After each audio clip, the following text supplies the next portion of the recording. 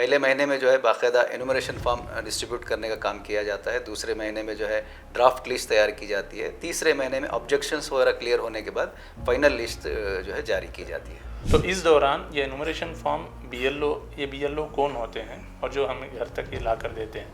अगर नहीं आते हैं वो घर तक, या हमने घर शिफ्ट किया है, हमारा वोटर लिस्ट में नाम कहीं और है, हमने किसी और मोहल्ले में शिफ्ट हो गए, पुरानी वोटर लिस्ट में कहीं और था, तो इस तरह की सूरत हाल में बीएलओ कौन होते हैं, उनसे हम किस तरह से कांटेक्ट करें, इसके बारे में जी।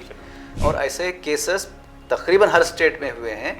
फ़िरका परस्त पार्टियों के लोगों ने ये काम बड़े पैमाने पे किया है कि आपके इल्म में लाए बगैर, आपको मालूम है बगैर, आपके बारे में कंप्लेंट चला जाएगा कि आप जो है इलीगल वोटर हैं, माइग्रेंट हैं। उस सूरत में भी आपको नोटिस आएगी, फिर आपको प्रूव करना पड़ेगा कि एसआईआर जो है पहले जिस तरह इंटेंसिव रिवीजन हुआ करते थे जिसमें वोटर लिस्ट को दुरुस्त करने का काम होता था, ये ऐसा नहीं हो रहा है। आज़ादी के बाद पहली मर्तबा अब नई वोटर लिस्ट बनाई जा रही है। पहले महीने में जो मरहला होने वाला है जिसमें एनुमरेशन फॉर्म फिल करना है, तो एनुमरेशन फॉर्म क्या है और इसको हम किस तरह फिल करें, इसके सिलसिले में थोड़ी तफसील बताएं। एसआईआर को जो शहरियत के साथ जोड़ा जा रहा है, तो इसलिए जो है अगर कल के रोज़ आप वोटर नहीं रहेंगे तो इसका मतलब ये है कि हो सकता है कि आप शहरी नहीं रहेंगे। अगर 2002 में आपके नाम के साथ कोई स्पेलिंग मिस्टेक है तो आप करेक्शन नहीं करेंगे, वैसे ही लिखेंगे, जैसा है वैसे, जैसा ही है वैसे ही आप लिखेंगे। कोई एक ऐसा डॉक्यूमेंट तैयार कर लीजिए अभी से, जिसमें 4 चीज़ें आपकी दुरुस्त होना चाहिए। पहला ये है कि आपका नाम आपके पूरे स्पेलिंग के साथ सही हो, और दूसरा ये है कि आपके वालिद का नाम बिल्कुल पूरे स्पेलिंग के साथ वो सही होना चाहिए। तीसरा है आपका डेट ऑफ बर्थ, और चौथा आपका एड्रेस। ये 4 चीज़ें जिस डॉक्यूमेंट में आपकी बिल्कुल सही होंगी, ऐसा एक डॉक्यूमेंट अभी से आपको तैयार करके रखना है। नाज़रीन, अस्सलाम वालेकुम रहमतुल्लाहि व बरकातुहू। अल-बलाग़ के पॉडकास्ट मुलाकात प्रोग्राम में आप तमाम का खैर मक़दम है।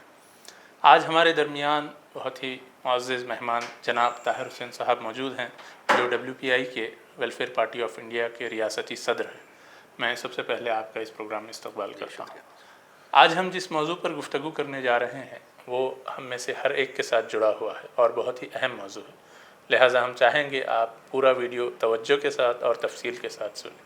आज का मौजू है SIR, स्पेशल इंटेंसिव रिवीजन, जो पूरे मुल्क भर में चलाया जा रहा है इलेक्शन कमीशन ऑफ इंडिया की जानिब से। अभी तक तकरीबन 6-7 रियासतों में ये अमल मुकम्मल हो चुका है।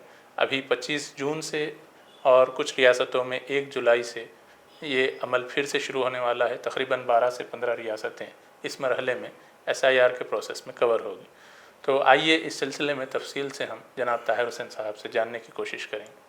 मैं ये बताता चलूँ कि जनाब ताहिर हुसैन साहब ने स्पेशल इंटेंसिव रिवीजन SIR के अवेयरनेस के सिलसिले में रियासत भर पूरे कर्नाटक में दौरा किया है, और ग्राउंड पर इसकी मालूमात फ़राहम करने, इसके क्या इश्यूज़ हैं ये समझने, और इसको लेकर के हम किस तरह यहाँ पर आगे बढ़ सकते हैं, इसका पूरा ग्राउंड पर तजुर्बा किया है। उस बुनियाद पर हम समझते हैं कि इंशाअल्लाह बहुत अच्छे इनपुट्स, हमारे लिए मुफीद इनपुट्स यहाँ पे मिलेंगे। 40 से ज़ायद इस सिलसिले में आपने रियासत भर में लेक्चर्स और PPT प्रेजेंटेशंस के ज़रिए से और प्रेस कॉन्फ्रेंसेस के ज़रिए से इस उन्वान के तहत अवेयरनेस लाने की कोशिश की है। तो आइए SIR के सिलसिले में जानने की कोशिश करते हैं। तो SIR का जो प्रोसेस है कर्नाटका में कब से शुरू हो रहा है और कब तक ये मरहला ख़त्म होगा? देखिए, SIR जो स्पेशल इंटेंसिव रिवीजन है ये ऑलरेडी अब 13 रियासतों में हो चुका है, बिहार को मिला करके, और अभी जो हो रहा है वो 22 रियासतों में मज़ीद होने वाला है। वैसे तो 25 से जून से शुरू हो रहा है, लेकिन डोर टू डोर एनुमरेशन जो है वो 30 जून से शुरू होगा कर्नाटक के अंदर। तो ये पूरा एक 3 महीने का प्रोसेस होता है। पहले महीने में जो है बाकायदा एनुमरेशन फॉर्म डिस्ट्रीब्यूट करने का काम किया जाता है, दूसरे महीने में जो है ड्राफ्ट लिस्ट तैयार की जाती है, तीसरे महीने में ऑब्जेक्शंस वगैरह क्लियर होने के बाद फाइनल लिस्ट जो है जारी की जाती है।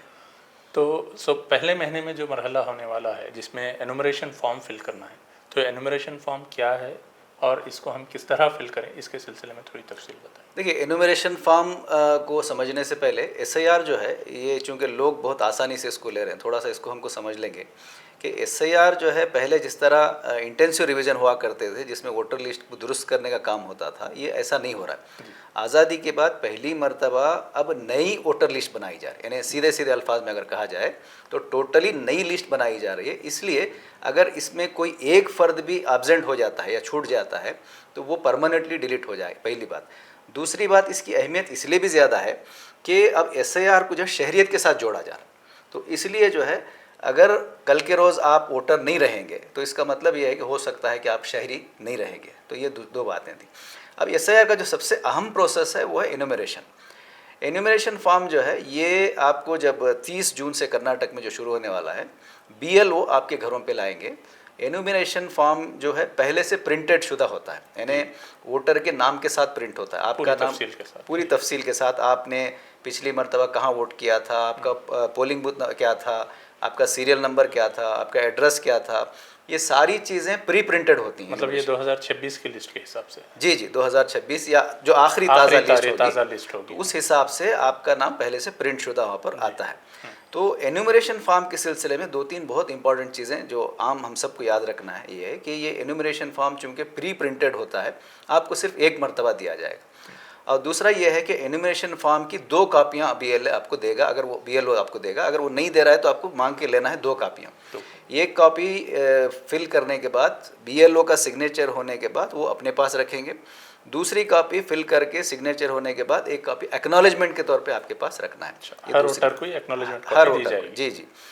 और तीसरी बात इस सिलसिले में ये है, चूँकि ये दोबारा आपको नहीं दिया जा रहा है, तो एहतियातन जब भी आपको एन्यूमरेशन फॉर्म मिले फ़ौरन उसकी 1-2 कापियाँ ज़ेरॉक्स बना के रख लें, क्योंकि लिखते वक्त कोई भी गड़बड़ हो सकती है। तो पहले आप कच्ची कॉपी में लिखें, उसके बाद फाइनल कॉपी में आप लिख सकते हैं। वैसे अगर आप लिखना नहीं जानते तो बीएलओ की जिम्मेदारी है कि वो आपको एन्यूमरेशन फॉर्म खुद भर्ती करने में आपकी मदद करेगा। तो इसमें क्या क्या तफसीलात हमें देना होता है? देखिए, एन्यूमरेशन फॉर्म के जैसा कि मैं बता रहा था प्री प्रिंटेड होता है, तो इसके 4 पार्ट होते हैं। पहला पार्ट जो होता है वो तकरीबन उसके 5 जो बॉक्स होते हैं पूरे पहले से प्रिंट शुदा होते हैं। पहले बॉक्स में जो है आपका नाम, आपका एड्रेस, आपका एपिक नंबर। दूसरे बॉक्स में जो है आपने कौन सी असेंबली कॉन्स्टिट्यूंसी में आपने वोट किया था, आपका वार्ड नंबर क्या था, ये रहेगा। और तीसरे बॉक्स में जो है एक क्यूआर कोड होगा उसमें, तो वो क्यूआर कोड अगर आप स्कैन करेंगे तो ये सारी डिटेल आप देख सकते हैं। फिर चौथे बॉक्स में जो है आपकी पुरानी तस्वीर लगी होगी, जो इससे पहले की वोटर लिस्ट में जो तस्वीर रहेगी वो तस्वीर उसमें पहले से प्रिंट होकर आएगी। और आखिरी जो बॉक्स रहेगा उसमें आपको आज की ताज़ा फ़ोटो लगाना है। यानी ये पहला हिस्सा है एन्यूमरेशन फॉर्म का, जिसमें पार्ट 1, जिसमें आपको सिर्फ तस्वीर आज की आपको लगाना है। दूसरा जो पार्ट है एन्यूमरेशन फॉर्म का वो बहुत इंपॉर्टेंट है। उसमें पहला सवाल जो पूछा जा रहा है वो आपका date of birth. Date of birth जो है बिल्कुल सही ऑथेंटिक जो आपके पास मालूमात हैं वो आपको लिखना है, जो डॉक्यूमेंट्स मौजूद है जी। और दूसरी बात आपको पूछी जाएगी आधार नंबर। आधार नंबर ऑप्शनल है, कंपलसरी नहीं है। तीसरा जो सवाल आपसे पूछा जाएगा वो है आपका मोबाइल नंबर, और मोबाइल नंबर जो है देना ज़रूरी है, जो एक्टिव मोबाइल नंबर है आपका वो देना, इसलिए कि आइंदा के जो भी कम्युनिकेशन होंगे इलेक्शन कमीशन के वो इसी मोबाइल नंबर पे आपको आएंगे। और उसके बाद आपका पूछा जाएगा वालिद का नाम, फादर नेम, और उसके बाद उनका एपिक नंबर। फादर का एपिक नंबर जी, उनके वोटर आईडी में जो एपिक नंबर होता है वो आपको मेंशन करना है। लेकिन यहाँ पर रिलैक्सेशन दिया गया है कि एपिक नंबर नहीं मिल रहा है तो आपको परेशान होने की ज़रूरत नहीं है, आप छोड़ सकते हैं जी। उसके बाद आपका मदर नेम, फिर उनका एपिक नंबर। इसके बारे में यही बात है, अगर एपिक नंबर मिल रहा है तो चीज़ें प्रिंटेड नहीं रहेगी, ये प्रिंटेड नहीं रहेंगे, यानी क्वेश्चन प्रिंट रहेगा, आपको लिखना पड़ेगा। तो ये इतनी चीज़ें लिखने के बाद फिर पार्ट 2 हो गया। ये दूसरे पार्ट में फिर 2 कॉलम और रहेंगे उसमें। वो अगर शौहर है तो वो अपना नाम लिखेगा, और अगर बीवी है तो वो अपना नाम लिखेगी। तो ये दूसरा पार्ट हो गया। और ये जो दूसरा पार्ट है ये हर एक को लाजिमन फिल करना है। यानी कुछ लोगों की ये मिसकंसेप्शन है, गलतफहमी है कि हमारा मैपिंग हो चुका है तो अब हमको फॉर्म भर्ती करने की ज़रूरत नहीं है। ऐसा नहीं है, मैपिंग सिर्फ ग्राउंड वर्क है, यानी ये इलेक्शन कमीशन का होमवर्क हुआ है, इससे आपके एसआईआर से कोई फ़र्क नहीं पड़ने वाला। तो आपको लाजिमन भर्ती करना है, नंबर 1। नंबर 2, अगर किसी का नाम 2002 में है, नहीं है, या वोटर लिस्ट में ही गायब है, यानी आप वोटर हैं लेकिन आपका नाम ही गायब है, तब भी आपको ये वाला फॉर्म, ये वाला हिस्सा भर्ती करना है। ये हो गया दूसरा पार्ट। अब एन्यूमरेशन फॉर्म का जो तीसरा पार्ट है लेफ्ट साइड में होता है, वो जो है सिर्फ वही लोग भर्ती करेंगे जिनका नाम 2002 की वोटर लिस्ट में मौजूद है। अच्छा, जिन्होंने 2002 में वोट डाला था, उससे पहले वोट डाला था और उस लिस्ट में, यानी आपने वोट नहीं भी किया था लेकिन आप वोटर थे, आप वोटर थे लेकिन आपका नाम नहीं मिल रहा है या मिल रहा है, तो मिलने की सूरत में आपको ये कॉलम भर्ती करना है। तीसरा पार्ट का तीसरा कॉलम जो है, तीसरा खाना भर्ती करना है। उसमें जो भर्ती करना वो ये है कि 2002 की वोटर लिस्ट में आपकी जो मालूमात जैसी थी वैसे आपको लिखना है। ये बात इसलिए ऐसी कही जा रही है कि अगर 2002 में आपके नाम के साथ कोई स्पेलिंग मिस्टेक है तो आप करेक्शन नहीं करेंगे, वैसे ही लिखेंगे, जैसा है वैसे, जैसा ही है वैसे ही आप लिखेंगे। फिर उसके बाद जो है उसमें आपके वालिद या वालिदा जिनका भी आपने उस वक्त नाम दिया था उनके साथ आपका रिलेशन क्या है वो लिखना पड़ेगा। फिर इसी तरह जो है 2002 में आपने कौन सी असेंबली कॉन्स्टिट्यूंसी में वोट किया था उसका नाम लिखना पड़ेगा। फिर assembly constituency number, part number, serial number, ये पूरा कॉलम 2002 के जो वोटर आईडी में मालूमात होती हैं वो इसमें लिखेंगे। और चौथा जो कॉलम होगा, इन्हें बॉक्स होगा, वो सिर्फ वही लोग भर्ती करेंगे जिनका नाम 2002 की वोटर लिस्ट में नहीं मिल रहा है। यानी वो वोटर थे, उन्होंने वोट भी किया था लेकिन किसी वजह से उनका नाम नहीं मिल रहा। एक सूरत तो ये है। दूसरी सूरत ये है कि 2002 में वो वोटर नहीं थे। तो ये दोनों सूरतों में भी आपको आखिरी वाला यानी चौथा वाला कॉलम भर्ती करना है। अब यहाँ पर आप क्या भर्ती करेंगे जबकि आपका नाम नहीं है? तो इस कॉलम में आप अपने 6 रिश्तेदारों में से किसी एक का जिनका 2002 में मालूमात मौजूद हैं, 2002 में उनका वोटर लिस्ट में उनके मालूमात हैं, वो यहाँ पर भर्ती करना है। अब वो जो 6 रिश्तेदार हैं उसमें पहले बाप हैं, माँ हैं, दादा हैं, दादी, नाना और नानी। अच्छा, तो ये सिर्फ ये 6 रिश्तेदार हैं जिनका आपको लिंक देना है। अच्छा। अब उनको आपको ये साबित करना है कि मैं इनका बेटा या इनका मैं पोता या इनका मैं नवासा हूँ बोल के उनकी तफसीलात आपको इस खाने में भर्ती करना है। अच्छा। और इधर वाला खाना खाली छोड़ देना है। तो ये प्रोजेनी कनेक्शन, जी प्रोजेनी कनेक्शन है। तो इस तरह यहाँ पे ये फॉर्म कंप्लीट होता है। उसके बाद नीचे आपका सिग्नेचर होगा या थंब इम्प्रेशन, और उसके बाद BLO का सिग्नेचर होगा। अच्छा। तो ये पूरा फॉर्मेट हो जाने के बाद फिर इसकी एक कॉपी जो है BLO अपने साथ ले जाएंगे और एक कॉपी जो है वो आपको देंगे। तो इसमें जब ये एनुमरेशन फॉर्म भर्ती हो जाता है तो ये पूरा प्रोसेस जो है यहाँ पर मुकम्मल होता है। अब अगली बारी हो सकती है डॉक्यूमेंट्स वगैरह के सिलसिले में, उस पर हम बात करेंगे। जी, तो एनुमरेशन फॉर्म में ये जो बुनियादी चीज़ें हैं हमें बिल्कुल तवज्जो के साथ उसको फिल करना है। जी। और उसमें जो भी हमारे डॉक्यूमेंट्स में एक्चुअल डिटेल्स हैं बिल्कुल उसी अंदाज से उसको फिल करने की कोशिश करना है। तो एनुमरेशन फॉर्म का मरहला 30 जून से कर्नाटका में शुरू होगा और 30 जुलाई तक 1 महीने के लिए चलेगा। तो इस दौरान ये एनुमरेशन फॉर्म BLO कौन होते हैं और जो हमें घर तक ये ला कर देते हैं, अगर नहीं आते हैं वो घर तक, या हमने घर शिफ्ट किया है, हमारा वोटर लिस्ट में नाम कहीं और है, हमने किसी और मोहल्ले में शिफ्ट हो गए, पुरानी वोटर लिस्ट में कहीं और था, तो इस तरह की सूरत हाल में BLO कौन होते हैं, उनसे हम किस तरह से कांटेक्ट करें, इसके बारे में जी देखिए। इस प्रोसेस में BLO बूथ लेवल ऑफिसर ये जो है इलेक्शन कमीशन की जानिब से अपॉइंटेड लोग होते हैं, सरकारी लोग होते हैं। जैसे आंगनवाड़ी में खिदमत अंजाम देने वाले या असातिज़ा, इनको जो है इसमें अपॉइंट किया जाता है। तो ये BLO जो है इनको 1200 वोटरों पे एक BLO को अपॉइंट किया जाता है। पहली बात तो ये BLO का पहला काम ये है कि वो एनुमरेशन फॉर्म ला के आपके घर पे पहुँचाएंगे। तो इसमें एक चीज़ याद रखने की है कि BLO पहली मर्तबा आएगा आपके घर पे और अगर आप अवेलेबल नहीं हैं तो एक नोटिस चिपका कर जाएगा। अच्छा। कि मैं ऐसा फला नंबर मेरा, मैं आया था, आप मौजूद नहीं थे।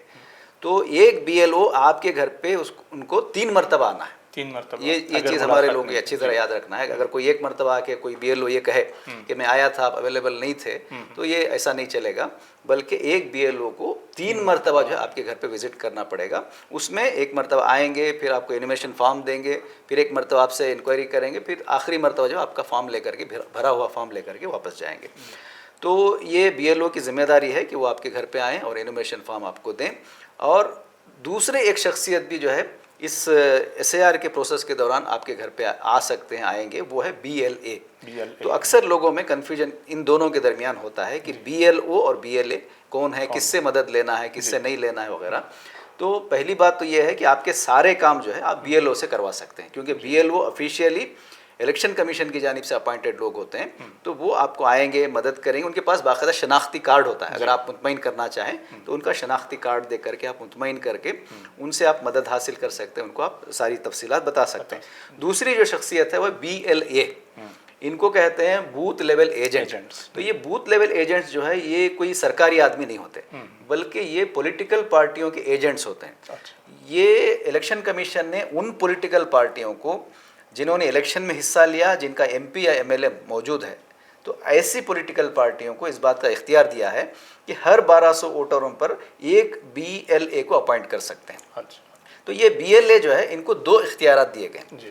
पहला ये है कि एक BLA एक दिन में 50 लोगों के फॉर्म नंबर 6 यानी नए वोटर बनाने के लिए जो एप्लीकेशन फॉर्म होता है वो हासिल करके इनको वोटर बनाने के लिए रेकमेंड कर सकते हैं। अच्छा। 50 लोगों को। और दूसरा ये है कि एक BLA एक दिन में 50 लोगों के नाम डिलीट करवाने के लिए भी रेकमेंड कर सकते हैं। अच्छा। तो इसलिए तो यहाँ जो चीज़ हमको आम लोगों को समझने की है कि BLA अगर आप जानते हैं, आप उनसे पहचान है आपकी, तो आप उनसे ये काम ले सकते हैं डिलीट करवाने का या ना फॉर्म भर्ती करवाने का।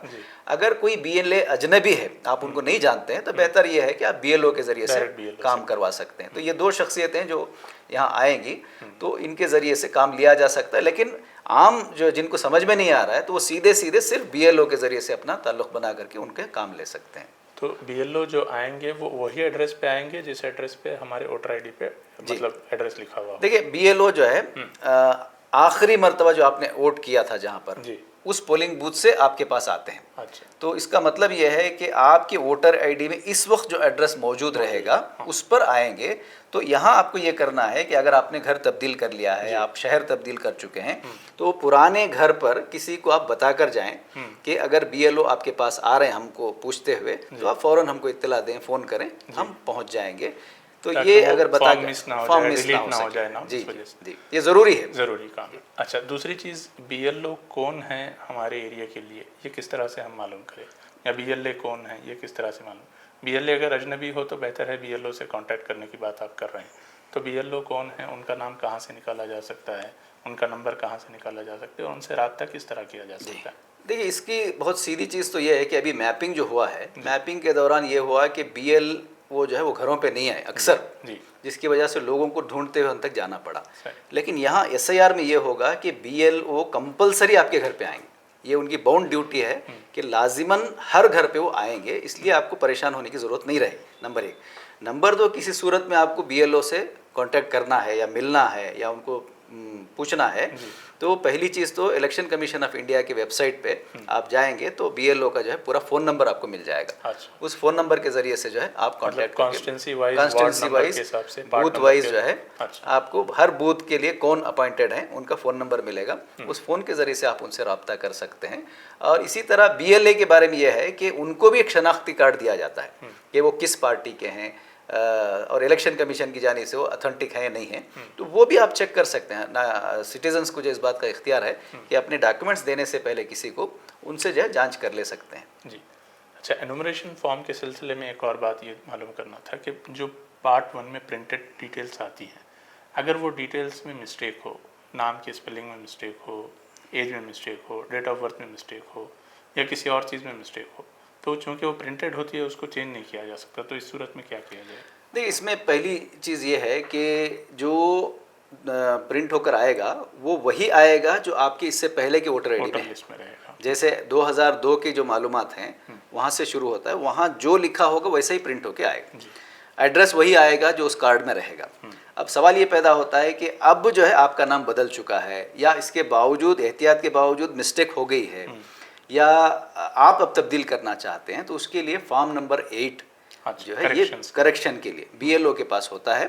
आप उसी वक्त जब BLO आपके घर पे आएंगे एनुमरेशन फॉर्म देने के लिए, आप उनसे फॉर्म नंबर 8 हासिल कर सकते हैं। फॉर्म नंबर 8 हासिल करके जो करेक्शन आपको करवाना है, चाहे वो नाम का हो चाहे वो एड्रेस का हो, वो आप उसमें करेक्शन करके रिलेटेड डॉक्यूमेंट आपको देना पड़ेगा। नहीं, एड्रेस प्रूफ के डॉक्यूमेंट्स आपको देना पड़ेगा। अगर डेट ऑफ बर्थ आपको चेंज करवानी है तो डेट ऑफ बर्थ से रिलेटेड डॉक्यूमेंट आपको देने की ज़रूरत है। तो ये एनुमरेशन फॉर्म के साथ ही ये काम भी हो सकता है। एक और बात इसी से जुड़ी हुई है कि BLO जब आपके घर पे आएंगे तो उनके पास एनुमरेशन फॉर्म के अलावा 3 फॉर्म और होते हैं। अच्छा। एक फॉर्म नंबर 6, अगर आप नए वोटर बनना चाहते हैं या आपके घर में कोई भी है तो फॉर्म नंबर 6 हासिल करके आप नए वोटर बन सकते हैं। दूसरा फॉर्म जो उनके पास होता है वो फॉर्म नंबर 7। फॉर्म नंबर 7 जो है, अगर आपके 1 से 2 जगह पर वोट हैं, किसी वजह से बन गए हैं, तो लाजिमन आपको डिलीट कराना है दूसरी जगह का। आप 2 जगह के वोटर नहीं रह सकते। तो फॉर्म नंबर 7 हासिल करके आप अपना दूसरा वोट डुप्लीकेट डिलीट करा सकते हैं। फिर इसी तरह फॉर्म नंबर 8 जो कि मैं अभी बता रहा था कि करेक्शन के लिए इस्तेमाल होगा, तो ये तीनों फॉर्म उनके पास अवेलेबल होते हैं, आप उनसे हासिल करके ये इस्तेमाल कर सकते हैं। और डिलीशंस के लिए कौन सा फॉर्म इस्तेमाल? फॉर्म नंबर 7 डिलीशन के लिए 7, करेक्शन के लिए 8। जी। तो ये पूरे फॉर्म्स के साथ BLO हमारे पास आएंगे, तो अगर कुछ चेंजेस भी करवाना हो तो वही फॉर्म के जरिए से आप करवा सकते हैं। तो ये मरहला पूरा 1 महीना चलेगा। उसके बाद कुछ दिनों के बाद ड्राफ्ट लिस्ट आएगी जी। तो जब ड्राफ्ट लिस्ट आएगी तो उसमें हमें क्या देखना है और किस तरह से उसको लेकर के आगे बढ़ना है? देखिए, उससे पहले जो चीज़ हमको जानना है वो ये है कि अब एनुमरेशन फॉर्म आपने फिल किया है तो सवाल बड़ा अक्सर लोग ये करते हैं कि क्या डॉक्यूमेंट हमको देना पड़ेगा, या एनुमरेशन फॉर्म के साथ कोई डॉक्यूमेंट देना है।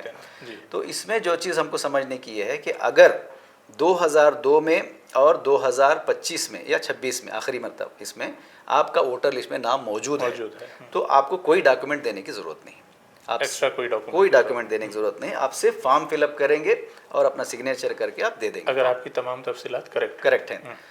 या अगर आपका नाम 2002 की वोटर लिस्ट में नहीं है और आप वो वाला कॉलम भर्ती कर रहे हैं यानी जिसमें आपका नाम मौजूद नहीं है तो आपको जो है एक सपोर्टिव डॉक्यूमेंट देना पड़ेगा और उसको जो है थोड़ा सा 3 कैटेगरी बनाई गई एज वाइज, यानी 1987 या उससे पहले अगर आप पैदा हुए हैं और किसी वजह से आपके नाम में गलती या 2002 में आपका नाम नहीं है तो आपको एक डॉक्यूमेंट देना पड़ेगा और वो डॉक्यूमेंट ये है कि आप कब पैदा हुए और कहाँ पैदा हुए, proof of birth and place, date and place.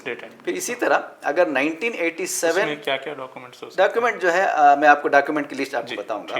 पहली चीज़ तो ये है। दूसरी कैटेगरी ये है कि अगर आप 1987 और 2004 इसके बीच में आपकी पैदाइश है तो आपको 2 डॉक्यूमेंट देने पड़ेंगे, यानी आप कहाँ पैदा हुए और कब पैदा हुए, आपके वालिदैन में से कोई एक कहाँ पैदा हुए और कब पैदा हुए। तो वालिदैन में से भी किसी एक का 87 से 2004 के बीच में। अगर 2004 के बाद आपकी पैदाइश है तो आपको 3 डॉक्यूमेंट देने पड़ेंगे, यानी आप कब पैदा हुए और कहाँ पैदा हुए, आपके वालिद कब और कहाँ पैदा हुए, आपके वालिदा कब और कहाँ पैदा हुए, पेरेंट्स प्लस अपना 2004 के बाद में। तो ये 3 कैटेगरी बनाई गई है। तो उस हिसाब से आप देखें कि आपकी एज कहाँ पे आ रही है तो कौन से आपको डॉक्यूमेंट देने पड़ेंगे। अब रही बात डॉक्यूमेंट्स क्या क्या देने पड़ेंगे, तो ये पार्ट 4 जब भी फिल कर रहे हैं तो ये डॉक्यूमेंट्स हमको साथ सबमिट करना पड़ेगा साथ में। तो डॉक्यूमेंट जो है अब क्या क्या देना पड़ेगा, तो उसको इलेक्शन कमीशन ने 12 डॉक्यूमेंट्स मेंशन किए हैं। तो उन 12 डॉक्यूमेंट्स के अलावा कोई और डॉक्यूमेंट नहीं चलेगा, उन्हीं में से कोई एक आपको देना है। अब इसमें ख़ास करके जो शुरुआत है वो 1987 या उससे पहले के लोगों के लिए, ये अक्सर लोग हमारे परेशान हैं बुज़ुर्ग और या जिनकी पैदाइश 1987 या उससे पहले हुई है, वो लोग इस बात को लेके परेशान हैं कि हमारे पास बर्थ सर्टिफिकेट नहीं है तो अभी बड़ी रकम दे करके बर्थ सर्टिफिकेट बना रहे हैं। तो मैं ऐसे लोगों से कहना चाह रहा हूँ कि आपको परेशान होने की ज़रूरत नहीं है। जिनकी पैदाइश 87 से पहले की, आपके लिए बर्थ सर्टिफिकेट ही कंपलसरी नहीं है। आपको सिर्फ ये प्रूव करना है कि आप कब और कहाँ पैदा हुए। उसके लिए भी इलेक्शन कमीशन ने जो सहूलत दी है कि पहली चीज़ ये है कि अगर आप गवर्नमेंट एम्प्लॉय थे या हैं तो जो पेंशन ऑर्डर होता है उसकी कॉपी भी एक्सेप्ट की जाएगी, वो भी उसको कबूल किया जाएगा। या फिर 1987 या उससे पहले आपने बैंक में अकाउंट ओपन किया था तो बैंक की पासबुक दे सकते हैं। इसी तरह उसी ज़माने में 1987 या उससे पहले आपने पोस्ट ऑफिस में अकाउंट ओपन किया था तो उसकी पासबुक दे सकते हैं। फिर इसी तरह उस ज़माने में अगर आपने LIC बनवाई थी तो LIC का डॉक्यूमेंट भी आप सबमिट कर सकते हैं।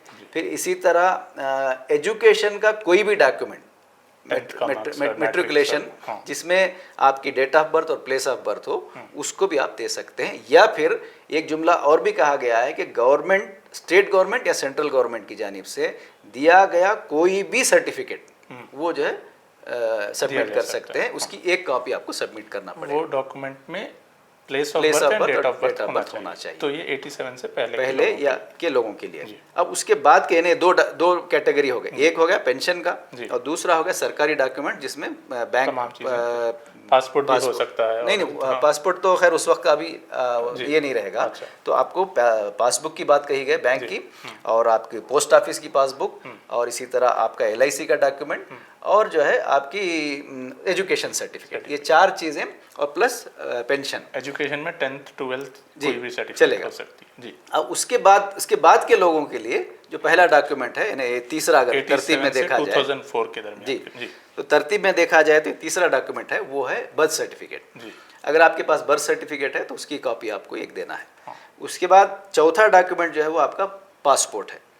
पासपोर्ट भी ये है कि अगर आपका पासपोर्ट एक्सपायर होकर 2-3 महीने हो गया है तब भी एक्सेप्ट किया जाएगा, तो पासपोर्ट आप दे सकते हैं। उसके बाद फिर आपका आता है मेट्रिकुलेशन सर्टिफिकेट, यानी 10th का आपका मार्क्स कार्ड, तो ये आप दे सकते हैं। फिर उसके बाद आपका रेसिडेंशियल एड्रेस सर्टिफिकेट जो होता है, जो म्यूनसिपालिटी से बना कर दिया जाता है, वो भी आप दे सकते हैं। फिर उसके बाद आपकी फैमिली ट्री जो बना कर दी जाती है हुकूमत की जानिब से, लोकल बॉडी की जानिब से, वो फैमिली ट्री भी आप दे सकते हैं।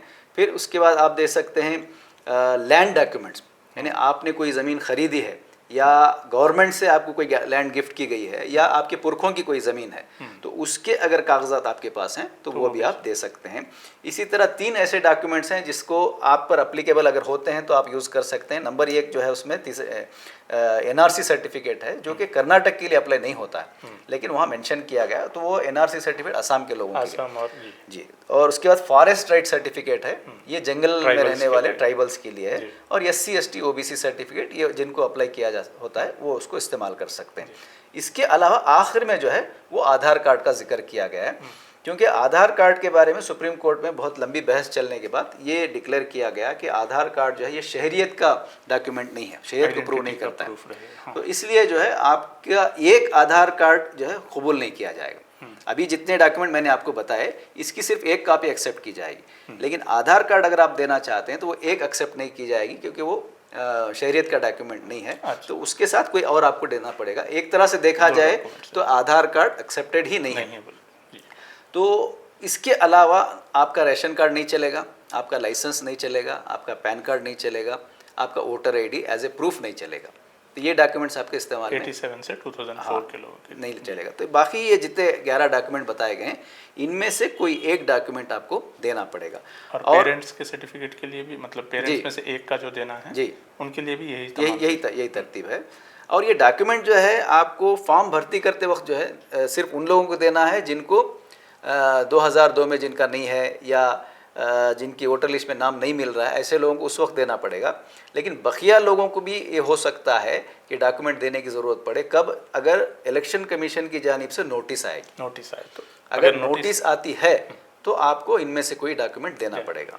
तो अब नोटिस जो है जो आती है उसके एक 2-3 सिनारियो हैं कि नोटिस जो है जब आती है इलेक्शन कमीशन की जानिब से, उस वक्त जो है कुछ डॉक्यूमेंट्स आपको देने पड़ते हैं। तो बुनियादी तौर पे ये जो सर्टिफिकेट्स 11 डॉक्यूमेंट्स की बात हुई है, ये 87 से पहले, 87 से 2004 और 2004 के बाद ये सिर्फ पार्ट 4 फिल करने वाले अफराद को एनुमरेशन फॉर्म के साथ देना है जी।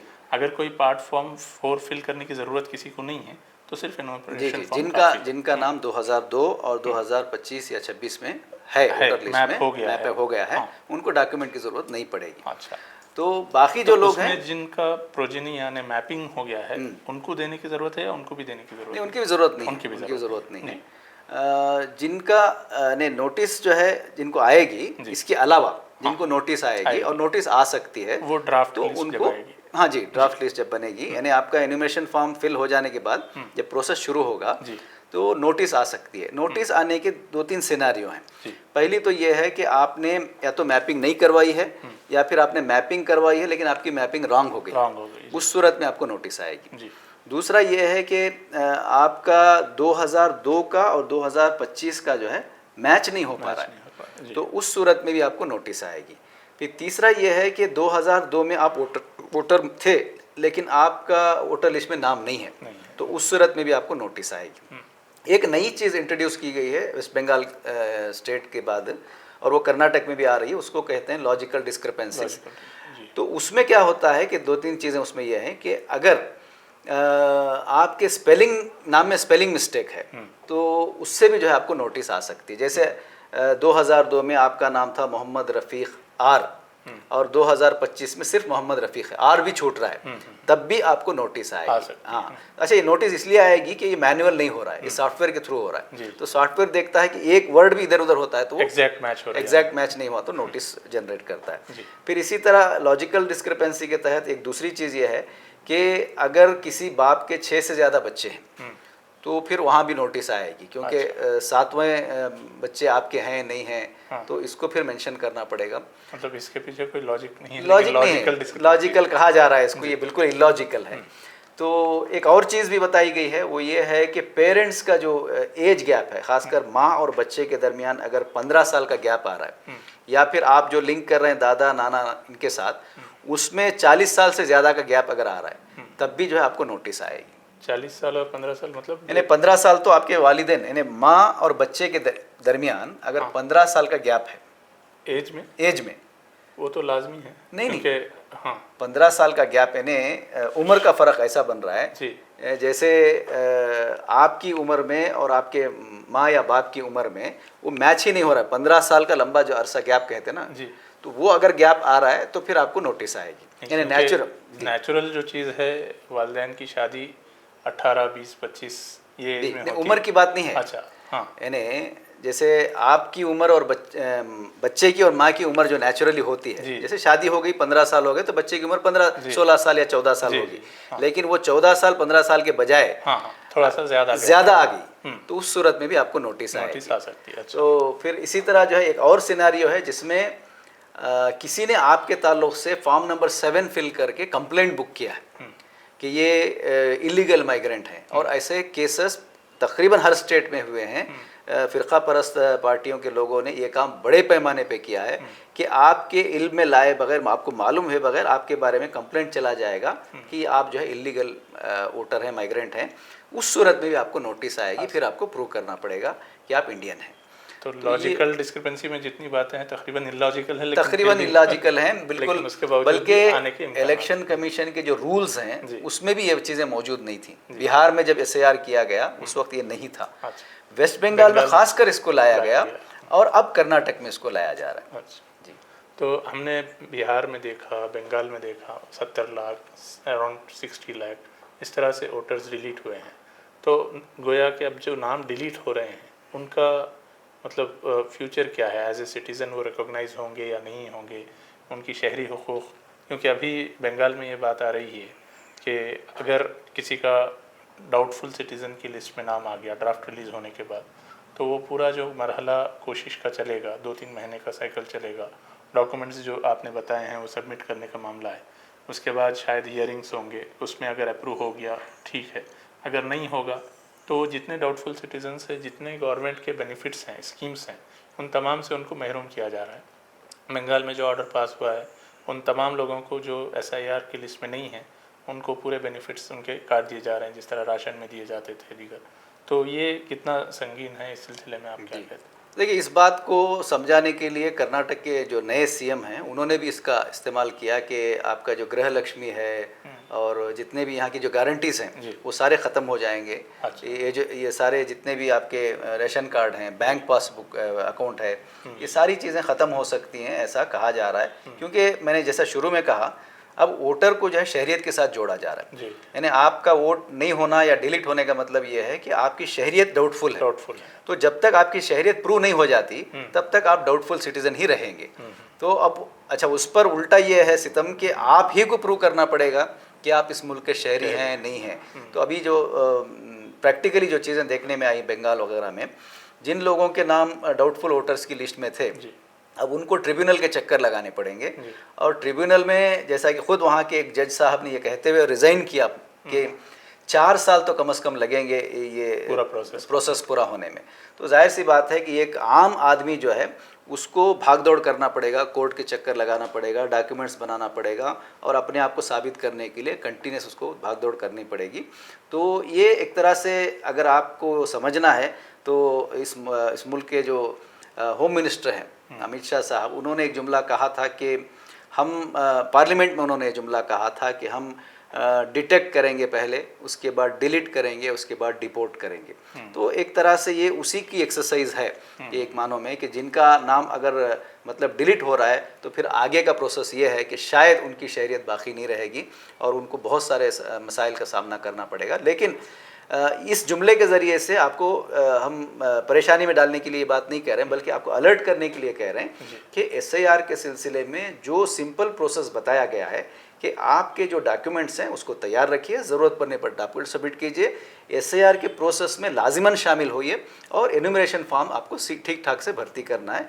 ये इतना आप कर लेंगे तो इंशाल्लाह आपकी अपने तौर पे पूरी मुकम्मल कोशिश हमको कर लेना करने की कोशिश है जी। और जो 11 डॉक्यूमेंट्स की बात है जिनको पार्ट 4 फिल करने की ज़रूरत है, तो वो 11 डॉक्यूमेंट्स बनाने के सिलसिले में अब वो भागदौड़ कर लें या अभी वो बनाने के सिलसिले में जी कोशिश? देखिए, डॉक्यूमेंट्स के सिलसिले में एक बहुत इंपॉर्टेंट बात जो मेरा अब तक का तजुर्बा है, जहाँ पर हमने लेक्चर्स वगैरह किए, तो अक्सर सवाल ये आया कि हमारी खासकर अक़लियतों में और मुसलमानों के अंदर ये देखने में आया कि हमारे डॉक्यूमेंट्स के अंदर बहुत गड़बड़ी है कि आधार कार्ड के अंदर कुछ है, पैन कार्ड के अंदर कुछ है, बर्थ सर्टिफिकेट के अंदर कुछ है, तो मुख्तलिफ डॉक्यूमेंट्स के अंदर मुख्तलिफ चीज़ें, गलतियाँ मौजूद हैं, स्पेलिंग मिस्टेक्स हैं, डेट ऑफ बर्थ के मिस्टेक्स हैं। तो आपसे इस सिलसिले में ये कहना है कि इस वक्त SIR के लिए आप कोई एक ऐसा डॉक्यूमेंट तैयार कर लीजिए अभी से जिसमें 4 चीज़ें आपकी दुरुस्त होना चाहिए। पहला ये कि आपका नाम आपके पूरे स्पेलिंग के साथ सही हो, और दूसरा ये कि आपके वालिद का नाम बिल्कुल पूरे स्पेलिंग के साथ वो सही होना चाहिए। तीसरा है आपका डेट ऑफ बर्थ, और चौथा आपका एड्रेस। ये 4 चीज़ें जिस डॉक्यूमेंट में आपकी बिल्कुल सही होंगी, ऐसा एक डॉक्यूमेंट अभी से आपको तैयार करके रखना है और ज़रूरत पड़ने पर आपको इस्तेमाल करना है। एक बात ये भी याद रखिए कि अगर BLO आपके घर पे आ रहे हैं और आप ये मल्टीपल डॉक्यूमेंट्स उनके सामने पेश कर रहे हैं जिसमें कहीं एड्रेस गलत है, कहीं नाम गलत है, कहीं डेट ऑफ बर्थ गलत है, तो BLO क्या करेगा, आपको डाउटफुल वोटर की लिस्ट में ऐड कर देगा। और फिर डाउटफुल वोटर हो जाएंगे तो क्या प्रोसेस है मैंने आपको बताया, फिर आपको ट्रिब्यूनल्स के चक्कर लगाने पड़ेंगे, फिर आपको डॉक्यूमेंट्स वगैरह करना पड़ेगा। इसलिए इस बात को अच्छी तरह से याद रखिए कि SIR 30 जून से शुरू हो रहा है, उससे पहले अभी हमारे पास काफ़ी वक्त मौजूद है। हम हमारे जो 11 डॉक्यूमेंट की निशानदेही की गई है, इसमें से एक ऐसा डॉक्यूमेंट तैयार करके रखें जिसमें हमारा नाम सही हो, हमारे वालिद का नाम सही हो, हमारा डेट ऑफ बर्थ सही हो और हमारा एड्रेस सही हो। तो ये 4 चीज़ें जिसमें सही हो उसको आप डॉक्यूमेंट तो ये एहतियाती इक़दाम मैपिंग हो ना हो तमाम के बावजूद हर सूरत में हम अपने तौर पे करने की कोशिश करें। बिल्कुल। तो ये बुनियादी चीज़ें थी स्पेशल इंटेंसिव रिवीजन के सिलसिले में। जिस तरह हमने दीगर स्टेट्स में जहाँ पे ये मामला मुकम्मल हुआ है, हमने देखा है कि कई लोग अपने बहुत सारे बेसिक जो गवर्नमेंट के फैसिलिटीज़ हैं डाउटफुल सिटीजन्स में आने की वजह से उससे महरूम हो रहे हैं, जिसको जनाब प्रभाकर साहब जो पॉलिटिकल साइंटिस्ट हैं, निर्मला सीतारामन के हस्बैंड भी हैं, उन्होंने कहा कि ये ब्लडलेस जेनोसाइड है। SIR is like a bloodless genocide.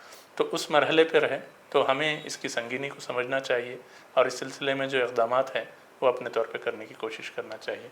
आखिर में आपकी तरफ से कोई बात? इसमें जो है अब तक जो इतनी बातें हमने की वो हमारे अपने वोट को बचाने के सिलसिले में हमको क्या करना चाहिए, SIR में एनुमरेशन कैसे भर्ती करना है, क्या डॉक्यूमेंट, ये सारी चीज़ें एक इंडिविजुअल के लिए हैं। लेकिन कम्युनिटी के तौर पर ऑर्गेनाइजेशंस हैं, तंजीमें हैं, मस्जिद के ज़िम्मेदारान हैं, इनके लिए हमारा पैगाम ये है कि आप जो है SIR के दौरान अपने तंजीम के ज़रिए, अपनी जमात के ज़रिए, अपनी मस्जिद के ज़रिए कुछ नौजवानों को आप तैयार रखिए जो पढ़े लिखे हों, जो SIR के ताल्लुक़ से मालूमात रखते हों।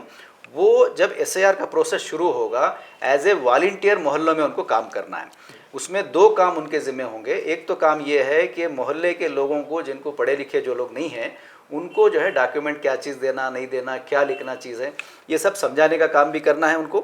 और दूसरा काम ये करना है कि BLA और BLO ये क्या काम कर रहे हैं, क्या लिख रहे हैं, क्या एंट्री कर रहे हैं, इस पर भी जो है वो उनकी निगाह होनी चाहिए। इसलिए कि अभी जित तक मरहले आए, जितने मामले हमने देखे हैं, उसमें सबसे ज़्यादा गलतियाँ आमदन या ऐसे ही गैरदारी शौरी तौर पर भी हुई हैं। वो ये है कि BLO और BLS के ज़रिए से स्पेलिंग मिस्टेक कर देना या गलत चीज़ें लिख देना, या जैसा कि मैंने आपको बताया एक BLA को किसी का नाम डिलीट कराने का इख्तियार दिया गया है, तो आपका नाम डिलीट कराने का काम भी वो आपके मोहल्ले में कर सकते हैं।